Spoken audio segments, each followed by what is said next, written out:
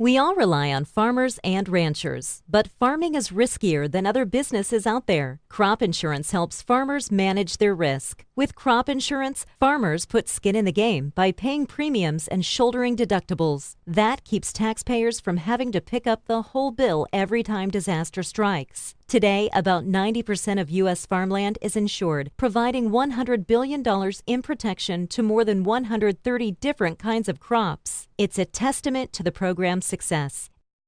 Thank you for joining us for our Agri-Pulse Washington Week in Review. I'm Spencer Chase, joined as always by Agri-Pulse Senior Editor Phil Brasher, discussing the week that was, agriculturally speaking, in Washington, D.C. And in Washington, D.C. this week, we saw some action on something that we've been waiting for some time, really. The Senate voted by voice vote to go to conference with the House on the Farm Bill. And we'll get into the conferees and some of the things that are going to be playing out over here in the next month in a little bit. But Phil, perhaps more significantly, was some remarks made by Senate Majority Leader Mitch McConnell, who will be a Farm Bill conferee. That's news in and of itself, but also saying he's really looking to move at almost a breakneck pace on this next Farm Bill. Yeah, he took a lot of us by surprise. Every Tuesday afternoon, the leaders from both parties have news conferences in the Capitol just off the Senate chamber, and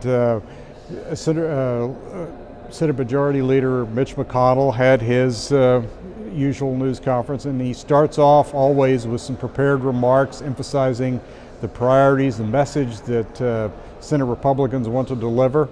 And one of the first things he said is that he wanted a final farm bill, a conference report, ready for both the House and the Senate to vote on shortly, and that's the exact word, shortly after Labor Day. This took the leaders of committees off by surprise. It's an extremely ambitious schedule to get. That's only a month away. To get that done this quickly, it's almost impossible. However, it certainly underscores the priority that the Majority Leader McConnell is putting on this bill. He wants it done. Mm-hmm. And keep in mind, this is a town where there was once a definition about what the definition of the word is. And so the definition of the word shortly in this case could carry a couple of different meanings. Does he mean 1 week? Does he mean 2 weeks? Does he mean within the month of September after Labor Day? Right. They're going to have to move pretty quickly if it's shortly, really shortly after Labor Day. Right. Well, this certainly puts pressure on the leaders of the House and Senate Agriculture Committees to get this final bill done. He wants it on the floor. He clearly wants to have this passed before the election in November. Control of both the House and the Senate at stake. But Mitch McConnell does not waste words. He's very careful in what he says, especially at these news conferences and any other time that I've ever heard him.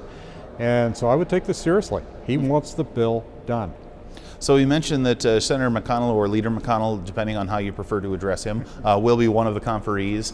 Those were announced this week from the Senate. We saw the House, 40-some-odd House conferees announced earlier this month. Now, 9 conferees from the Senate announced. And Phil, anything in particular jump out to you in terms of who the conferees were, and as well as who the conferees weren't? Yeah, well, as you've already mentioned, number one, most important element of that is Mitch McConnell putting himself on the conference committee.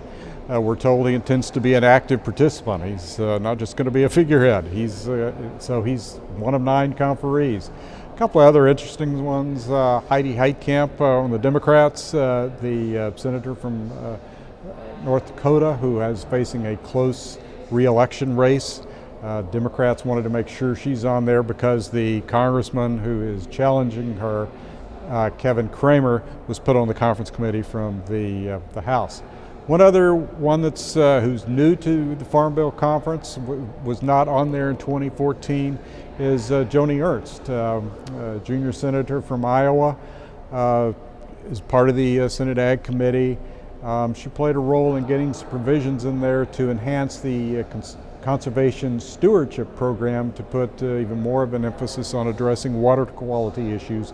Obviously important in Iowa, but in other states around the Great Lakes and so forth. So if you want to see CSP enhanced, that's probably you're probably glad to see Joni Ernst part of the mix. So a bit of a deeper dive on the conference and conferees available on our website, agripulse.com, and I encourage you to stop by and take a look there.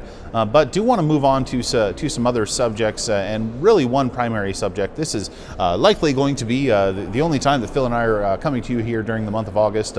Barring some kind of emergency farm bill breakthrough, we probably won't be recording another one of these until after Congress, the House returns at least from its recess in September.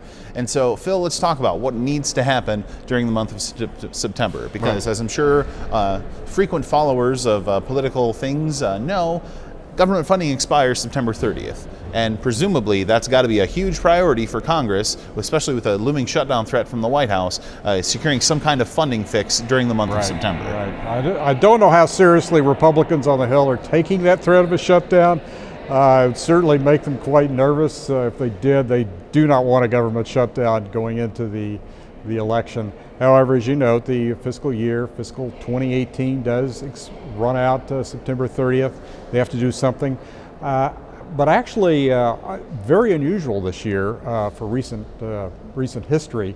A number of the appropriations bills, there's 12 of them in all, that fund the government, everything from the Pentagon to the Agriculture Department and everything in between. Many of those bills have already moved across the House and the Senate floor. The Senate actually just finished action this week on 4 separate bills that they put together in a package. These are bills that fund USDA, FDA, EPA, the Interior Department, and Transportation Department, a number of other agencies. They passed that this week. House not quite as far, but the goal on both sides of the appropriators is to get as many as 9 of the 12 bills to the president in September. Whether they'll be able to pull that off or not, I don't know. But that is the goal on both sides of the Hill. And usually, whether it's a omnibus or a minibus, some form of transportation is sent to the White House to fund the government. So whether what form of bus that will be during the month of September, or whether or not they're going to move to a continuing resolution to potentially kick the can down the road, as they say here on Capitol Hill, for another month until after the elections, what have you. We'll be sure to keep you up to date on how those negotiations are unfolding once Congress returns from its recess. The House on recess basically the entire month of August. The Senate on recess. They will reconvene August 15th to consider some more judicial nominees here in the upper chamber. And so it's going to be pretty quiet here in Washington throughout the month of August, but still potentially watching for some farm bill action, for some conference action, whether or not they're going to have their weekly conference calls as they're pledging to do, or whether or not they're going to fly everyone back for a conference committee meeting. We'll be sure to keep you up to date about what's going on there here in one of the slower months of the year here in Washington, D.C. But I think that's going to do it for this week. So for Phil Brasher, I'm Spencer Chase. Have a good one.